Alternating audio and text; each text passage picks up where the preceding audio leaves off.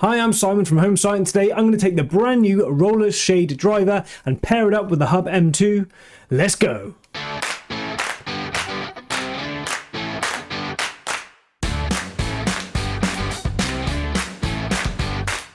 So today we are going to be taking the brand new roller shade driver, which is the RSD-M01, and we are going to be pairing it up with the Aqara Hub M2, or it's also might be known as Xiaomi. I think that's how you say it. Apologies if I have got that wrong. So very quickly we're going to be unboxing and setting it up. I really hope you like this video. I hope you give it a like at the bottom, subscribe to my channel, and check me out on Instagram as well if you're hoping to see what I'm doing. So let's take a look. Here we go. You can see roller shade driver E1, and obviously we've got the normal controls with Apple Siri, with Amazon Alexa, with Google Assistant, and more. Of course, the one that I'm most interested in is Home Assistant. It does say here the Aqara Hub is required, despite it having the Zigbee badge, and it's supporting Zigbee 3.0.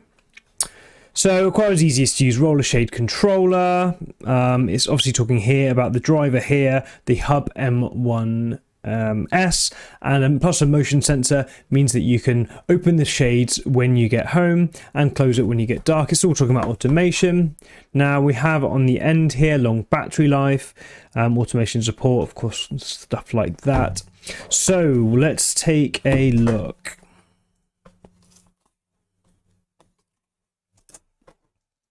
So this is the model RSD-M01, and as you can see here, we've got Zigbee 3.0 and the standard of which it conforms to. It's quite low power consumption of 5 watts, which is pretty cool. And it's obviously the battery version with a rated input of 5 volt, which is, I guess, charged from USB. So here we go. That's another little manual. Now then, here's the device itself. And we've got some goodies in there as well. Ooh, get that out. There we go. Ooh. Let's get all of these out first. And some 3M tape. Cool. Let's get rid of the box. So stick on, which is interesting. The one I have looked at previously has been a screw-on plate, but I guess we've got that option as well. Let's get it out of the bag. So there we go, there's the device itself. Obviously a USB charging cable, as I guessed. It's fairly long, but you wouldn't want to have it plugged in all the time, of course, hence the battery. We've got some raw plugs and some screws, which I would never use. I would use some aftermarket ones, some normal ones by Rawl or Fisher or something a bit stronger. And we've got 3 different rollers for 3 different types of blind. Now, I always like to have a look at the manual of these things. I'm just going to park the cable to one side. So it looks like there's a few languages going on in here. Now, one of the things I found on my other one that I've looked at is that it was really hard to set the limits. It took me quite a while to figure that out, so that would be a really interesting test on this. It looks pretty good, actually. It's talking about the different thicknesses of the cord, device installation guide. Here we go, but obviously I'm going to do that for you as well. Changing the plates, yes. Device binding installation, here we go. Before activating the accessory, make sure you have the Aqara Home Hub and the Aqara Zigbee 3 Hub installed. They seem pretty insistent that you need the Aqara Hub itself. Now, luckily, I have one ready. So, cool. It tells you how to set the fully open position, fully closed position. Awesome. How to remap it. Brilliant. Okay, I wonder if there's any charge in it, first of all. So I guess there's this back plate here. So we can mount that to the wall and then click that on. Now, one thing that I found with my other one as well is actually use this to tension it, which worked quite well. Oh, this looks like it has a single position. So you better get the installation right the first time. There's no sort of ratchet sort of click system that it will allow you to tension it once you've got it right. So placement is key, and the heavier the blind, I found, is obviously even more important that you get the placement right, because you've got to get the tension right on this little roller here. So I've just removed that cover, as you can see, and we can pop that off, I guess, just by pulling it. And you can see it's not a proper circle, which is obviously how it maintains friction when it spins around. And I guess my advice was just to find the best one of these that suits.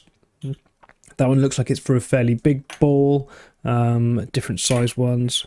That one looks like it's a cord itself, but I think that one will probably suit the blind that I'm going to use this on anyway. So I'm just going to pop that one back on.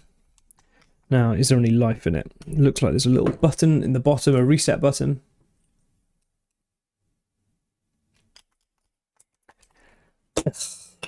I'm going to have to be patient. I'm going to have to plug it in with the cable and wait for it to charge up, I guess, before I'm allowed to actually use it.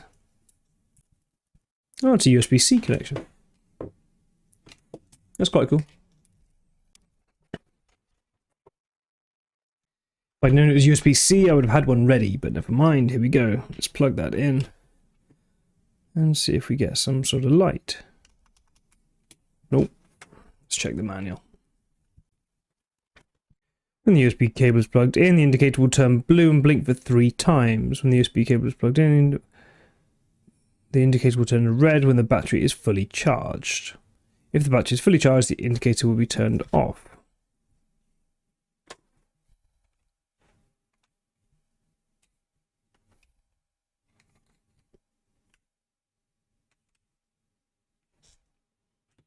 Not seeing a little light there at all.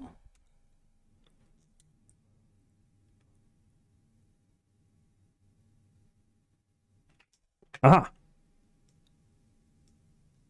Blue flashing light. Can you see that? Blue flashing light. Here we go. So what does that mean again? I literally read it 30 seconds ago. So blue flashing light. When the USB cable... I think that's pairing. I think that's pairing. I think I've pressed and held the reset button, and I think it's pairing. At this point in the record, I had to go off and set up my Aqara M2 Hub for the first time. It was dead easy, but I'm going to put a video on my channel for how to do that as well. Now, you can buy these for about £50 to £60. In fact, you can even buy them on the Apple website, so they've got Apple's backing, which may not be a plus for some of you, but it certainly is for me. I love my Apple products. Now, the other version that they do is the I can't remember the model number of it, but it's got the 1080p camera built into it, which I think is great because it's got Wi-Fi, it's got Ethernet, it's got a 1080p camera and Zigbee 3.0. So it's really starting to be a really cool little device. So I'm going to assume you've got your hub set up already, and then we can carry on from there. So let's add an accessory. So I'm going to get rid of the manual. And I'm going to bring in my blind driver, add accessory. And if I look in curtain control, roller Shade Driver E1, identify. Ooh. Press and hold.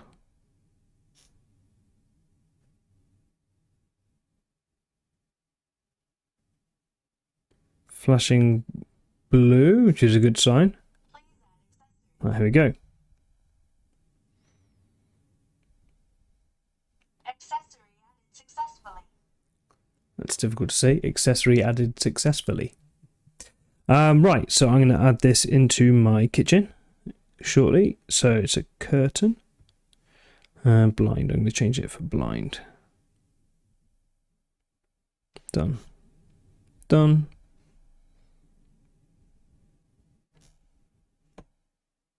Here we go. So let's just open that so we can see it. So I should be able to open. There we go. Cool. And it gives me battery status as well. That's good. I like that. And close.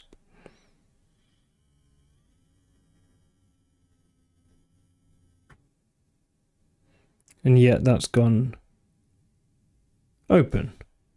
So close. Now, having spent about 5 minutes scratching my head trying to reverse the motor, which, by the way, on the device itself, you press the reset button 3 times and you get a blue indicating light, and that'll send the motor around the other way. I also found a setting within here. If you go to more settings, you can do it through here, open and close curtain, reverse direction, but it seemed to make no difference. Open was closed and close was open as far as the app was concerned. So I did the logical thing and sent an email to the guys who asked me to take a look at this for them, Aqara, and they said, have you tried factory resetting? Obviously it's the old IT, have you turned it off and on? It clearly doesn't have an on and off button, but it does have a factory reset. So I pressed and held that reset button for 5 seconds, repaired it with the app, and it's been absolutely solid ever since. Now I've spent much longer, probably 20 minutes, nearly half an hour, trying to get it to break again, but I couldn't. I haven't managed to get it to fault. So now you can see that opens the app, opens the blind, closes it, as you would absolutely expect. If you had noticed then while I was talking, it looked like it changed position in the app itself. Now that's because I manually changed it on the buttons here, and I was actually seeing how long it would take. Now I didn't count, but I guess it was around a minute. Now one thing I noticed, if you do press open, whilst it's in the closed state on the app, it doesn't change instantly. However, if I were to come out of it and back in, you'll see that it has refreshed the status when you go back in. So it does have that status monitoring. If you're watching it in the app expecting to see it instantly, it won't, but if you were to come back out and go back in, then it will show the status, which obviously is really important when you're wanting to see whether your blinds are open or closed, especially if you're remote. The other thing you'll notice in the app, whilst I've got the blind here as well, you can also see I've got this button. Now this is the button here, also made by Aqara. It's a nice little small button. You can see that by the size of it. And what I've done there is, and you can click on this and see the number of times I've clicked it, etc. But you can set up automations. So through the automations, I've got the curtain closing every day at 7 p.m. Now, one nice thing would be if you could say, I want to close this at sunset, but I guess you'll need something a bit more advanced like Home Assistant to be able to do that. And you've got an if and a then. Obviously it's quite simple. You can have multiple inputs as well. So I could have the button in here as well. So if I click the button for a single click, for example, it will close, or a double click, it might open it. So, and you can have multiple outputs as well. So every day at 7 o'clock, you might want to close the curtain, and it might be for multiple blind. If you've got multiple blind drivers, or you might turn some lights on, you might want to turn the outside light on at that point. So if you can see at 7 o'clock, it would close the blind. I've also got a button click here, and if I click on that, you can see when there's a single click, open, stop, or close the blind driver. So if I just click that, you can see it's very quickly going to change the state. And if I click it again, it's going to change the state, of course. And I can press it again, and it will stop it halfway up, or wherever it is that you've pressed that button. So that's pretty cool. I really like the app, actually. I mean, I am a massive fan of Home Assistant, where you've got total flexibility. You can do whatever you want with Node Red and all sorts of things, and tie lots of ecosystems in together. But as far as ecosystems go of a single system, you've got all sorts of things in there, as well as lots of different types of accessories, the different automations. You've got scenes, and you've even got this alert system, which I haven't really had a chance to play with yet, but you can set status for home and away, and you can set that as well and integrate that in with your HomeKit if you wanted to, or Google or Alexa. So I'm just going to talk about the practicalities of this driver a minute. Now you'll notice on the back of it, you do have this slide, so make sure you get your tension right. That's really important when you install these. However, little tip, if you have not quite got it right, you're better to be a little bit too loose than too tight to start with, because you can always shorten the cord on most of them anyway, especially if there's those little balls. You can normally change the little cut off a couple, maybe do one at a time, and just move that position. On this one as well, you can install it sideways or straight up and down, because you have these little push outs. Now if you were going to install it sideways, say at the near the bottom of the floor, you could pull out this push out here and this push out here, and that would allow the cord to go around. And you'll see if I line it up there that it can go, the cord can come in, go around the pulley and then back out. And equally from the top view, you can take out this one and this one, and that will leave the protective part in the middle and stop any fingers getting trapped in there, of course. Setting the limits on this is so easy. There's no point in doing it obviously while I've got it on the table, but you essentially just, if you wanted to clear it, you press and hold those for 3 seconds. Once it goes blue, the little indicator light, it means that the limits of your blind have been cleared. And as soon as you want to set it, you put it up into the up position first and stop it. Press 1, 2, 3, 4, 5 on the up button, and you'll get a little indicator light, and that's now set the up limit. And down and stop it 1, 2, 3, 4, 5 in the furthest point that you want it to go down, and now it'll automatically stop at those positions. Now obviously I've set about the world's smallest blind there because I only let it go around about a single rotation, but you can see that it goes down and automatically stops in that position. So that is dead easy, easier than the one I've looked at before. So I really like this as a blind driver. I'll be interested to know how long the battery lasts, but so far I've been playing with it quite a lot and it's only gone down a couple of percent.